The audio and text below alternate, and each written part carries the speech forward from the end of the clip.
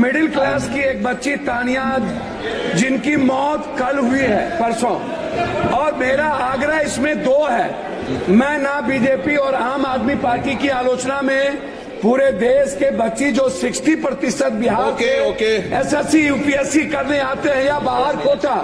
लगातार हमारे कोचिंग अध्यक्ष महोदय, लगातार कोचिंग का मानक गाइडलाइन गवर्नमेंट के द्वारा नहीं होना, सुरक्षा की व्यवस्था नहीं होना, और एक घटना नहीं अध्यक्ष महोदय, एक मिनट, एक बार घटना नहीं घटी है, बार बार ये चर्चा आपके माध्यम से उठता है, आप इसको संरक्षित करते हैं, लेकिन इस पर माननीय अध्यक्ष जी, ये बहुत ही दर्दनाक घटना है और इस घटना में जिस तरह से पानी उसमें गया, बच्चे निकलने का प्रयास कर